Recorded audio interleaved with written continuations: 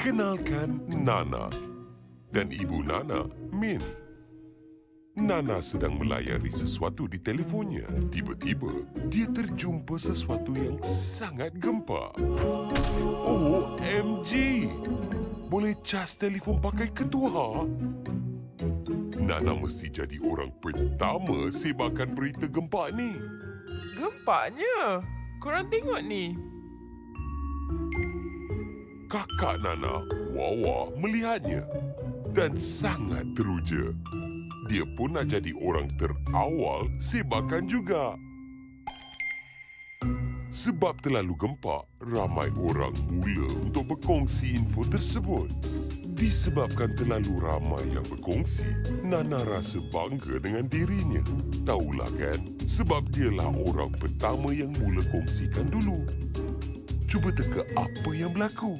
Ada seorang mamat ni, dia cuba sebiji-sebiji apa yang dikongsikan tu. Dengar kata, telefon dia meletup dalam ketua.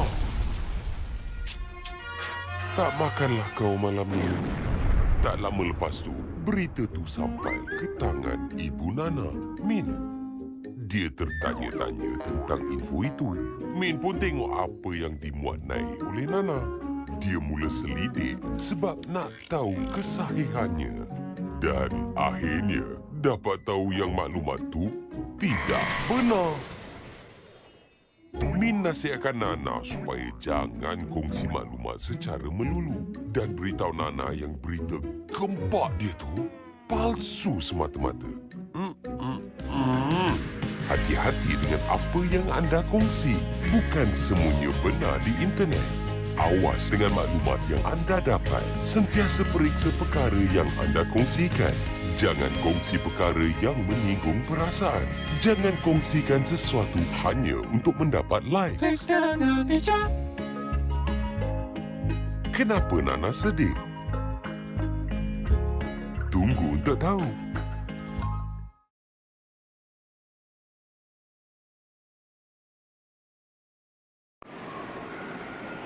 Assalamualaikum dan selamat sejahtera semua. Saya Tuti Emayani Joseph, pengurus pusat internet PPR Taman Gunggung Senakan Sabah.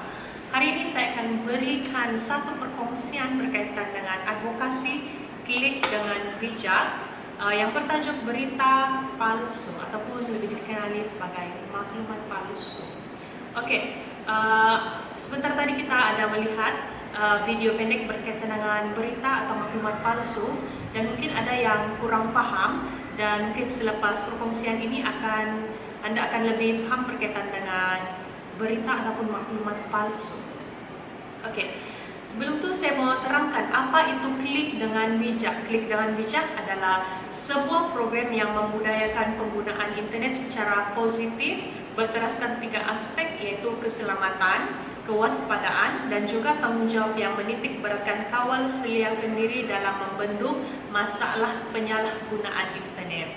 Okey, dia ada tiga aspek penting iaitu keselamatan, kewaspadaan dan juga tanggungjawab. Untuk keselamatan, menggunakan internet dengan cara yang selamat dan kewaspadaan pula berwaspada semasa berinteraksi dalam talian. Dan yang terakhir, tanggungjawab penggunaan internet secara positif.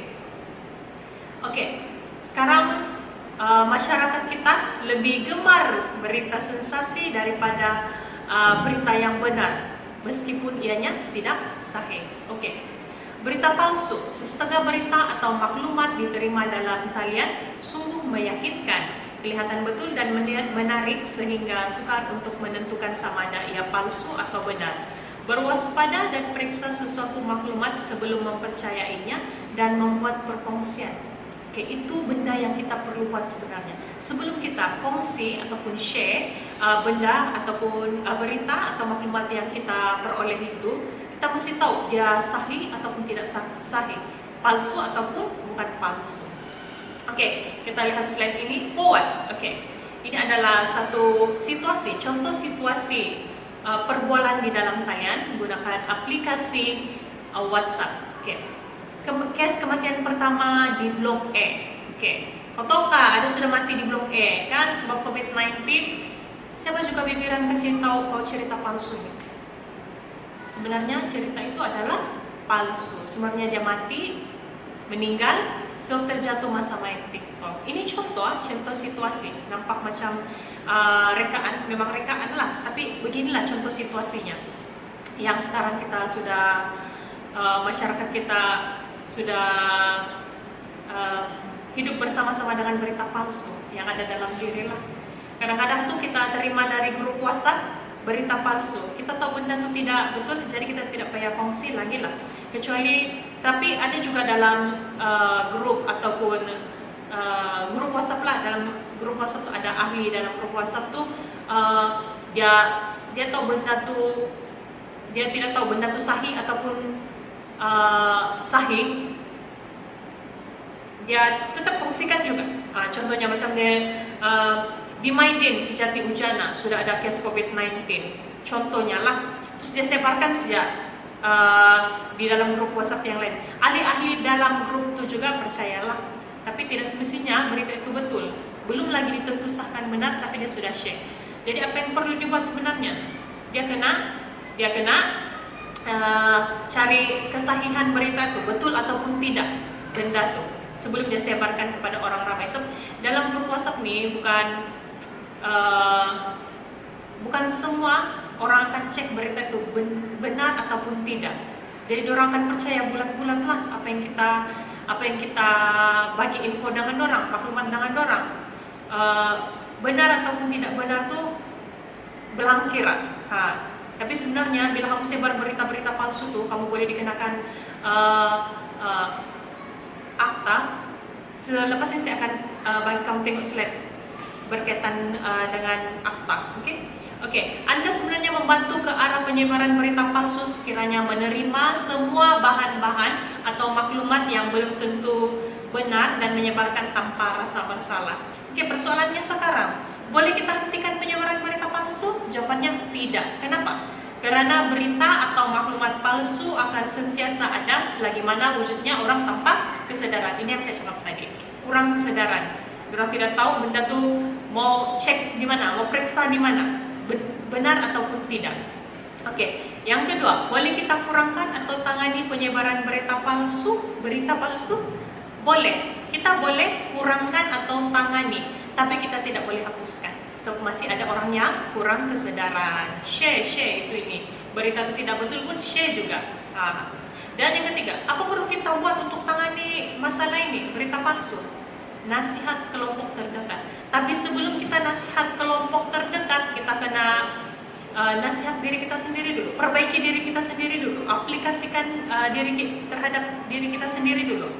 Kita mesti cek dulu, kita cek berita itu betul ataupun tidak. Lepas ini saya akan tunjukkan slide macam mana kita mau cek berita itu betul ataupun tidak, ataupun macam mana mau kurangkan supaya penyebaran berita palsu ini dapat dibendung lah. Sebelum itu saya mau kasih tahu kamu apa itu kawal seliakan diri. Ini kita semua kena tahu. Kawal seliakan diri adalah keupayaan untuk mengawal dan mengarah perasaan, pemikiran, dan tindakan sendiri. Keupayaan seseorang untuk mengawal emosi dan keinginan nafsu di ruangan cyber. Inilah kadang-kadang saya tidak tahan ini mau share di berita. Ada sudah nih case di Sepilo, contohnya lah. Ada case di Sepilo. Orang utan boleh sebarkan virus COVID-19. Banyak sudah orang utan yang ada di Sepilo itu terjangkit COVID-19. Benda ini betul ataupun tidak? Tapi dia nampak sensasi. Jadi kita cakap, saya tidak boleh halang nafsu saya untuk menyebar berita palsu atau maklumat ini. Dia pun sebarkan. Betul atau tidak? Dia tidak tahu. Dia cuma rasa emosi dan nafsunya inginkan dia menyebar berita tidak tentu pasal lah. Jadi kita tengok dulu slide seterusnya. Bukan. Kita saksikan dulu video sebelum kita teruskan perkongsian ini. Saya sajikan kamu satu video. Kita tengok dulu lah ya.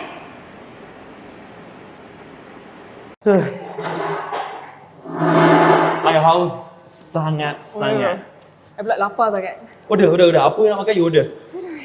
Hey, Kenapa? Haziq, ni boleh percaya ke tak ni? Banyak betul orang forward dekat I. You kena check dulu sahih ke tak. Jangan main share je. Walaupun semua orang dah forward dekat I. Ya.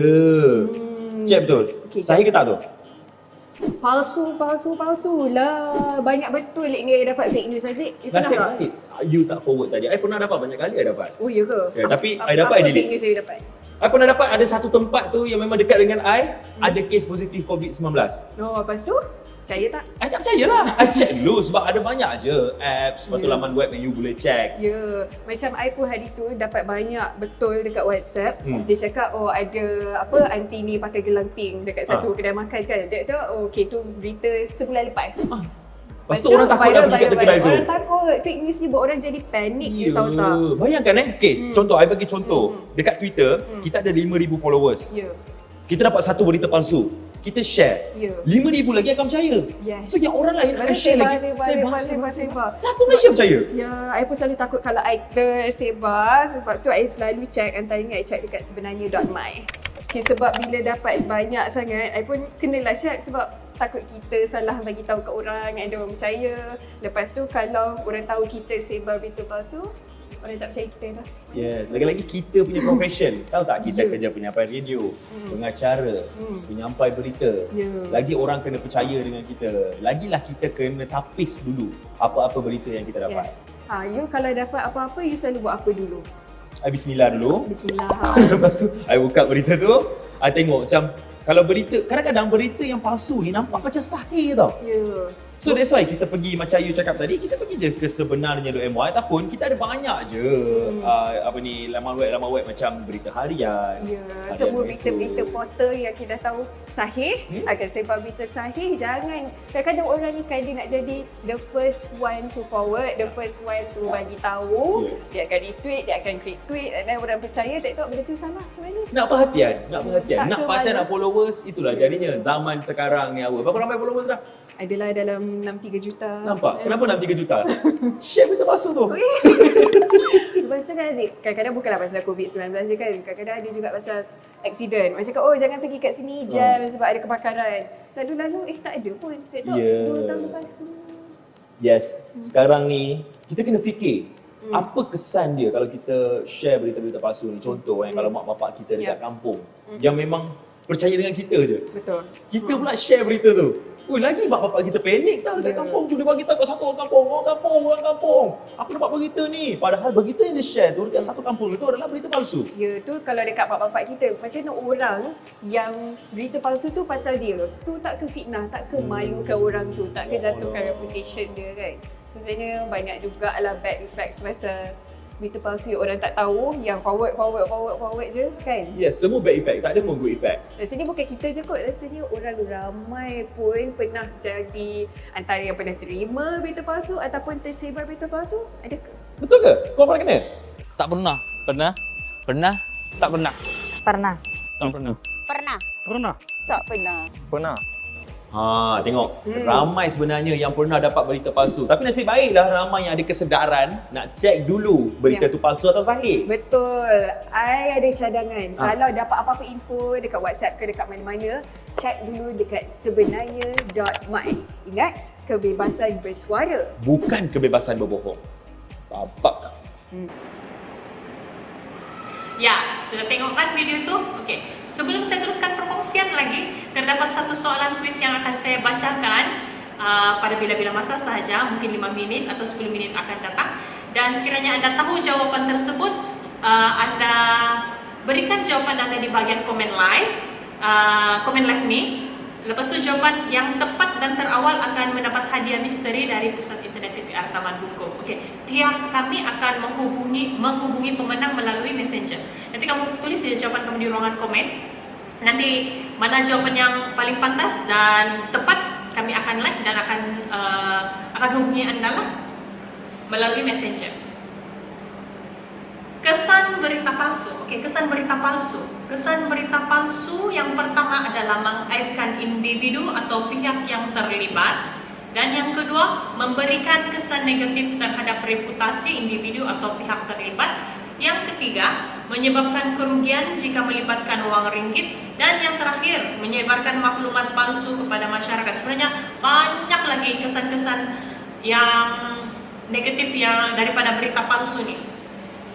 Okey, ini yang saya dapat bacakan saja lah, kesan berita palsu. Sebenarnya dia macam mengelirukan orang ramai, menimbulkan rasa yang kurang senang dalam kelompok masyarakat kita juga lah.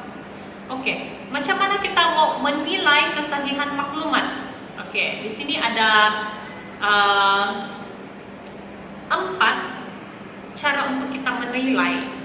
Yang pertama adalah sumber. Oke, kita lihat sumber maklumat. Adakah ia boleh dipercayai? Kalau kita tengok forward ataupun screenshot dari mana-mana dan tiada kesahihan dan tiada sumber itu maklumat daripada mana, kita jangan dulu percaya, jangan dulu kita share. Yang kedua, faham. Kita kena faham apa yang Anda baca, cari fakta dan bukannya pendapat. Cari fakta, bukan bagi pendapat. Kita perlukan fakta, bukan pendapat untuk berita ataupun maklumat. Dan yang ketiga, selidik dulu. Buat pencarian dalam mendalami jangkauan sumber awal. Kamu cari tahu dulu, di mana sumber itu kamu dapat. Betul kan nih? Kamu kena cek dulu. Sebelum kamu sebar dengan orang lain, kamu kena cek dulu. Betulkah berita itu sahih ataupun tidak sahih? Kamu kena selidik dulu. Dan yang terakhir, nilai. Menilai, semak berita sama dari berbagai sumber. Oke. Contohnya kamu dapat berita berkaitan dengan sindiket penipuan Macau Scam. Oke, kamu semak dulu berita itu. Betulkah itu orang yang terlibat? Betulkah orang itu yang terlibat? Contohnya macam yang baru-baru ini ada selebriti dikaitkan dengan Macau Scam. Kamu tengok dulu. Sebab saya nampak banyak dalam grup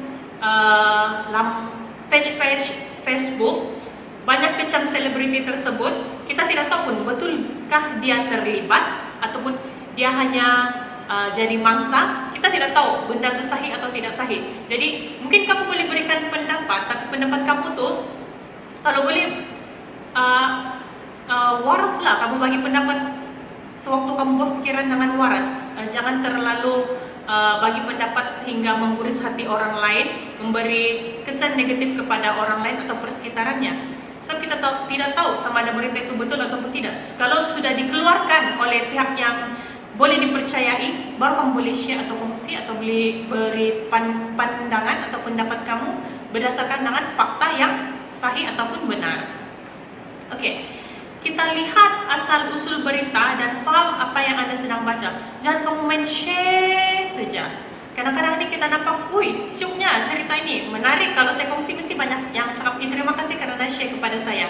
Oke, kamu tidak tengok dulu, kamu tidak periksa, kamu tidak selidik berita itu betul ataupun tidak. Pastikan Anda menilai dan pertimbangkan sewajarnya. Kemudian selidik dengan membuat pencarian lebih mendalam, menjangkaui sumber awal yang Anda perolehi.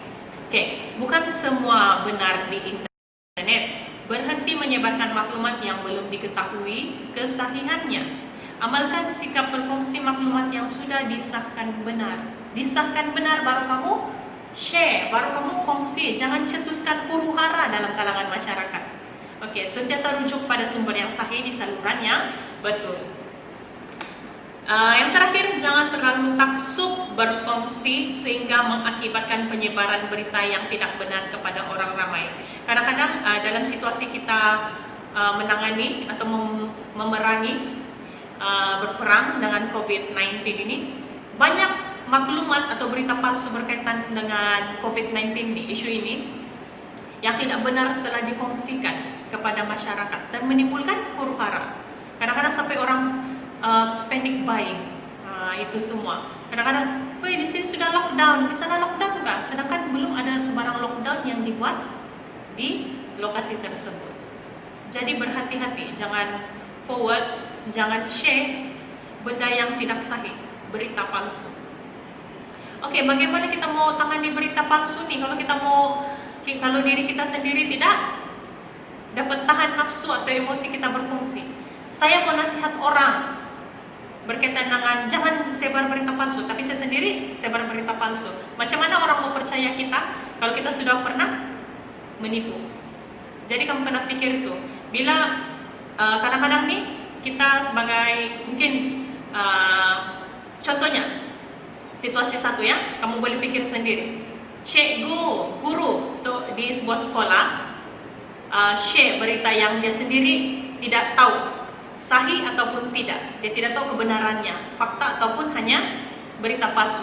Dia sebarkan dalam grup yang ada pelajar boleh nampak. Oke. Pelajar akan percaya seorang guru, pelajar akan percaya seorang cikgu. Mungkin kelompoknya akan mempercayai sebab dia guru, orang